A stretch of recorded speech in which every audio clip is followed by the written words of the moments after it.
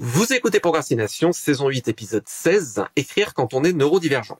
Un podcast sur l'écriture en 15 minutes. Parce que vous avez autre chose à faire et qu'on n'a pas la science incluse. Avec les voix de Mélanie Fazi, Estelle Fay et Lionel Delous.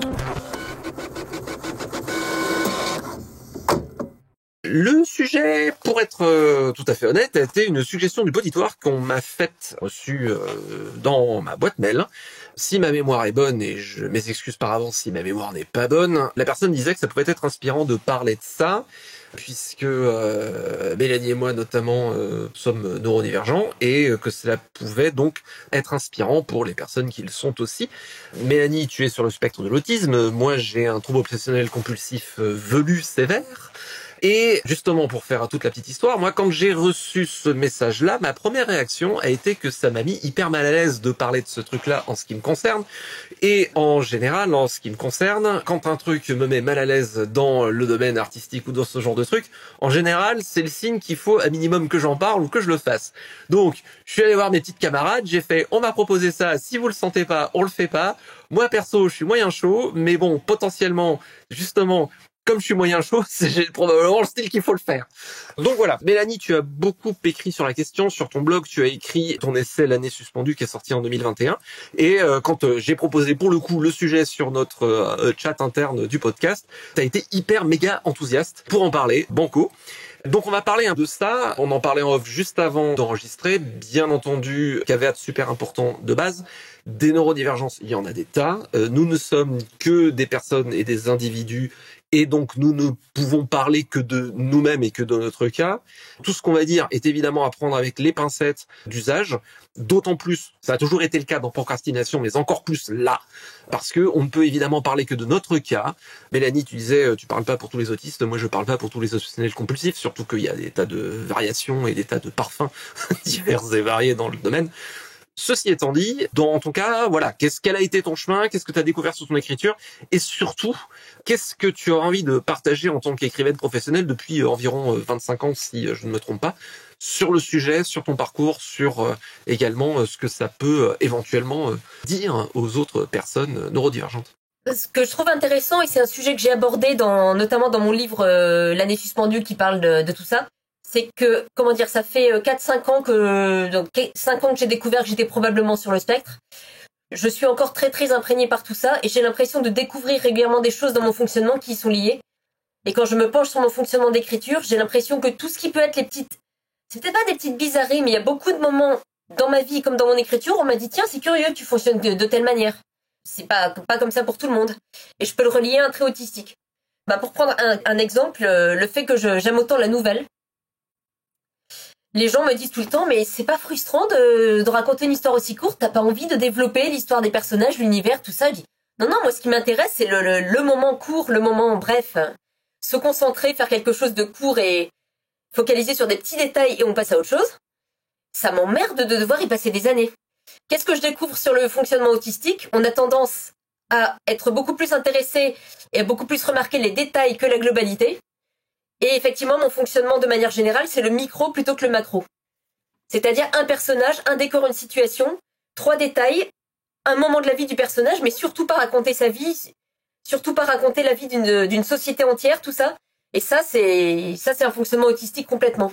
Par exemple, ce fonctionnement que je peux avoir et qui là, mais plutôt spécifique, parce que d'autres autistes vont avoir complètement un autre. C'est un point sur lequel on s'oppose beaucoup entre nous, Lionel, ce côté où toi tu dis si ça me met mal à l'aise, il faut que j'y aille. Et moi j'ai un truc, je sens ou je ne sens pas, je peux ou je ne peux pas. À un instant T, ce que vous me demandez là, je peux le faire et tout de suite je sens dans mon corps quasiment, c'est viscéral, je peux le faire, je sais comment. Ou non, ça va pas être possible. Peut-être dans 5 ans, 10 ans, vous me redemandez, à ce moment-là je saurai. Mais là, tout mon corps me hurle que non, je pourrais y réfléchir des années, ça vient pas, je peux pas. C'est vraiment un absolu. Et ça, j'ai l'impression vraiment que c'est très lié à un fonctionnement autistique où on va avoir des domaines de compétences et des domaines, je vais pas dire d'incompétence, mais des domaines d'empêchement plutôt, qui sont pas absolus. Moi, il y a des choses où d'un seul coup, j'ai eu des clics, j'ai compris comment faire et j'ai appris. Mais ça se retrouve beaucoup dans mon processus d'écriture. Le côté très instinctif, je peux ou je ne peux pas, c'est pas pour tout le monde et ça, je pense que c'est très fort lié à mon fonctionnement autistique. Pour donner 2 exemples là comme ça qui me viennent. Et il y en a énormément d'autres. Enfin, si vous me lâchez, je peux vous faire 15 minutes d'énumération comme ça sans arrêter. Je sais pas si le fait de foncer là où ça met mal à l'aise est un trait d'OCD, donc Obsessionnel Compulsive Disorder. Peut-être un peu parce que ça vient peut-être refléter le truc qu'il faut que je sache tout, donc il faut que j'aille partout. Mais en fait, une des raisons aussi pour lesquelles on fait cet épisode, c'est que la personne qui m'a envoyé le mail disait que ça pouvait inspirer en termes de validation de la parole neurodivergente. Alors, très rapidement, de mon côté, une des raisons pour lesquelles, en fait, moi, ça m'a mis mal à l'aise, justement, dans la réception, je suis entièrement transparent là-dessus, c'est parce qu'en fait, moi, j'ai mis extrêmement longtemps à ne serait-ce qu'en parler dans mon entourage. Ça fait très longtemps que je l'ai identifié, hein. Le pire, c'était quand j'avais quelque chose comme 18-20 ans, que j'étais étudiant, et que j'arrivais une demi-heure en retard en cours parce que j'avais beau partir 1 heure avant de chez moi, et j'habitais en face de mon école. En gros, je mettais 1h30 à retourner vérifier si ma porte était fermée. Bref, c'est qu'en fait, moi, j'ai toujours eu, justement, à travers l'aspect de la validation de la parole avec laquelle je redis et j'insiste sur le fait que tout ce que je dis ne concerne que moi, c'est que moi, j'ai toujours eu tendance à dire et à me dire que, en fait, ma plus grande hantise, c'est d'être vu, en fait, à travers ça. C'est mon problème. C'est ma gestion du truc. La triste réalité du monde et peut-être encore plus de l'art, c'est que je bénéficie pas de règles différentes. Et si je veux produire quelque chose, si je veux écrire quelque chose, il faut que je fasse avec. Et c'est peut-être de là que me vient cet aspect bourrin avec lequel Mélanie, on parle depuis 20-25 ans, et justement cette approche différente qu'on a. Je te disais que moi j'avais tendance, si je voyais un mur, à ce qu'il fallait que je le casse à coups de tête. Ça vient peut-être de là. Je pense que malgré tout que ça reste, c'est si l'on veut écrire, si l'on veut créer, produire quelque chose, personne ne le fera à notre place. Et que par conséquent, il faut le faire. Alors, moi, j'ai une approche relativement violente vis-à-vis de moi-même. Je suis loin de prêcher que tout le monde doit la pratiquer, loin de là, surtout que j'en ai trouvé moi-même les limites. Je vous renvoie à l'épisode sur le burn-out. Mais voilà, la tragédie du monde, c'est que si l'on veut faire quelque chose, il n'y a pas d'autre clé que le faire. Alors par contre, évidemment, ça veut dire qu'il faut apprendre, c'est un truc qu'on vous dit régulièrement, qu'il faut apprendre à se connaître et qu'il faut apprendre à se gérer. Et je pense qu'il y a un truc qui est vital, et tu l'as dit, Mélanie, déjà, c'est que quelle est l'originalité, quelle est la force d'une œuvre? Eh ben, on le dit fréquemment, c'est dans la personnalité, c'est dans l'authenticité du regard de l'individu. Et la neurodivergence, quelle autre originalité que celle-là, justement, pour avoir ce regard, cette différence, ce regard particulier, cette lentille et cette personnalité. Cultivons ça, cultivez ça, travaillons avec ça, et justement, c'est là qu'on va aller chercher des choses que peut-être personne d'autre que soi ne peut aller trouver. À 200%.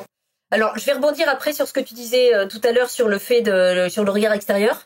J'aurais aussi des choses à dire sur ça, mais sur l'originalité, je l'avais lié effectivement parce que, alors, je reviens à mon cas pour les autistes, mais c'est valable pour d'autres formes de neurodivergence. On a une capacité naturelle à penser en dehors du cadre sans même essayer. C'est-à-dire que moi, c'est la tragédie de ma vie, c'est toute ma vie, je fais les choses comme elles me paraissent naturelles.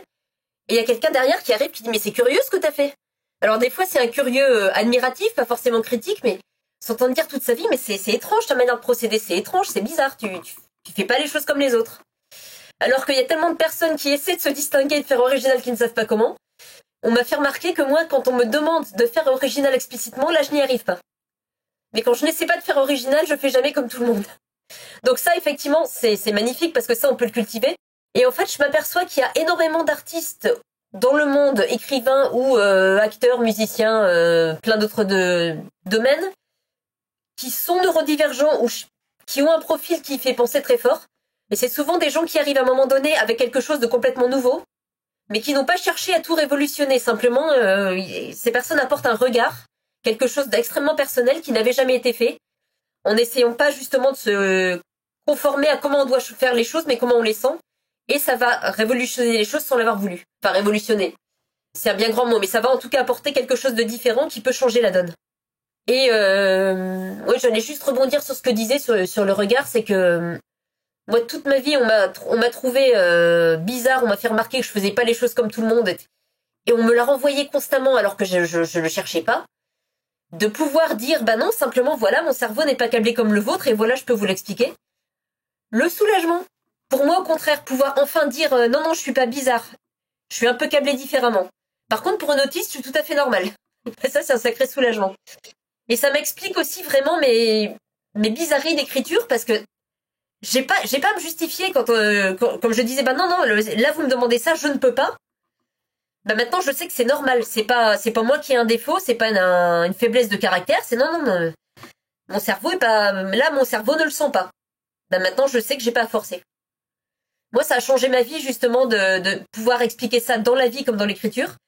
Et je trouve ça intéressant d'être à une époque où de plus en plus de personnes prennent la parole, parce qu'on se rend compte qu'on est nombreux, on se rend compte qu'il y a plein de manières de faire, et on se rend compte qu'on a des manières de voir le monde à apporter qui sont hyper intéressantes et qui sont valides. Donc à 200%, oui, la question de l'originalité. Justement, alors tu as beaucoup plus réfléchi et d'ailleurs écrit sur la question des étiquettes ou leur absence, etc. Je suis tout à fait d'accord avec toi. Le jour où effectivement j'ai étudié l'OCD en détail et j'ai fait ok, d'accord, je fonctionne de telle manière, ça m'a permis justement de le gérer. Savoir comprendre les mécanismes sont justement des choses qui sont déjà rassurantes et qui permettent de s'expliquer à soi-même finalement comment on fonctionne. Je dirais juste un truc en ce qui me concerne et qui encore une fois reflète que mon regard et qui revient probablement aussi au fait que pour moi je vis heureux quand je vis caché. Mais les étiquettes, pour moi, la seule chose que je dirais, c'est qu'il faut prendre, enfin les étiquettes, les appellations, c'est que le potentiel danger ou truc que je vois, en tout cas notamment en ligne, c'est quand elles deviennent des cages, quand elles deviennent des enfermements et quand les gens disent je ne peux pas faire tel truc parce que telle chose. Déjà, ça ramène à la première question qui est-ce qu'on veut écrire pour le plaisir ou voilà, c'est censé être la base. On l'écrit parce qu'on a envie de le faire. À partir de là, je ne vois pas ce qui nous en empêche. Et d'autre part, moi, ma plus grande fierté étant aussi dit, c'est quand on ne le voit pas. Et encore une fois, ça ne regarde que moi. Et j'ai beaucoup bossé pour en arriver là. Moi, en réfléchissant à cet épisode, je pensais à Bienvenue à Gattaca, en fait. Ma fierté et la difficulté de moi, ce que je perçois de la situation, c'est je me sens un peu dans l'attitude du type dont le patrimoine génétique n'a pas été optimisé et qui doit se battre contre ceux dont c'est le cas. Et les règles sont pas différentes pour lui. Il faut qu'il bosse plus dur. Moi, je me sens beaucoup dans cette situation. Ne nous limitons pas au fait en nous disant ah bah mais je suis né avec un patrimoine génétique entre guillemets normal face aux gens qui ont été eugénisés, donc j'ai pas de chance, je peux pas y arriver. Bah justement, c'est tout la beauté de Bienvenue à Gattaca en fait si. Et oui, bien sûr que ça va être plus difficile, mais comme on l'a dit tout à l'heure, ça donne aussi des forces énormes. Moi, l'OCD, je sais par exemple, me donne une espèce de capacité de travail et de faire du Zettelkasten et d'aller à fond dans tous les trucs dont je vous bassine avec ce podcast, qui personnellement me ravissent et pour moi sont normaux. Et effectivement, Mélanie, comme tu le dis, autour de moi, dans mon entourage, les gens font non, pas vraiment. Enfin, ça amuse un peu que toi quand même, faut quand même le dire. Mais ok, très bien. Et tout ça pour dire que se connaître, c'est super et c'est capital et c'est vital et il y a une originalité et une beauté dans le regard et dans la différence. Mais par contre, moi, le seul mise en garde que je mettrais, c'est ne nous limitons pas, n'adoptons pas des croyances qui nous limitent, quoi qu'il arrive. On est tous, je sais plus comment il s'appelle, on est tous en puissance. Des gens comme le protagoniste principal de Bienvenue à Gattaca, je trouve. Et de toute façon, on est dans l'art, il n'y a pas d'obligation de résultat, on fait ça pour le fun. C'est en ça, pas d'obligation de résultat, c'est typiquement ce que je disais quand je ne sais pas faire quelque chose. On a eu un épisode sur les scènes d'action où vous m'avez pas beaucoup entendu parce que c'est vraiment un truc.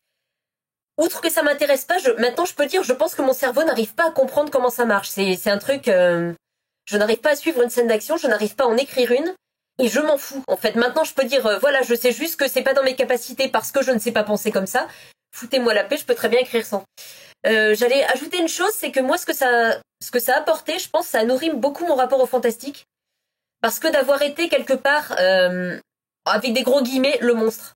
C'est-à-dire que j'ai pas été rejetée ou j'ai pas subi de grosses violences, mais être tout le temps la personne qui est à côté, qui n'arrive pas à s'intégrer, qui regarde le monde et qui le comprend pas. Ce que j'ai surnommé, je pense que j'en parle dans un de mes livres, l'étrangeté d'être au monde.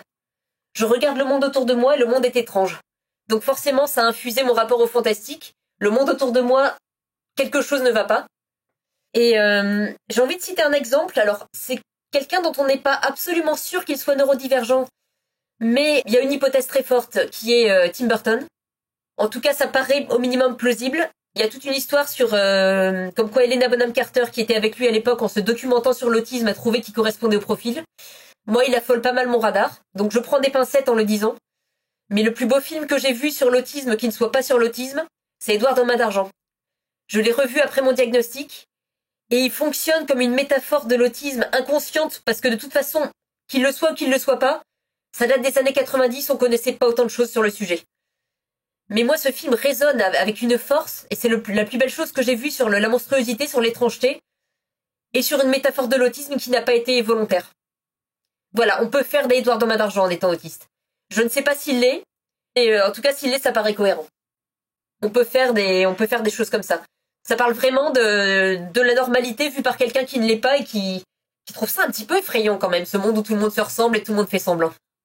Bonjour, j'étais quand même là sur l'épisode en train d'écouter et d'avoir rien à dire, mais c'est passionnant ce que vous dites. Et juste ma seule participation à cet épisode sera lisez L'année suspendue, c'est passionnant. Petite citation pour terminer. Citation d'Albert Einstein. Tout le monde est un génie.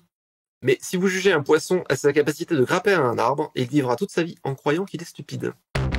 C'était Procrastination, merci de nous avoir suivis. Maintenant, assez procrastiné, allez écrire.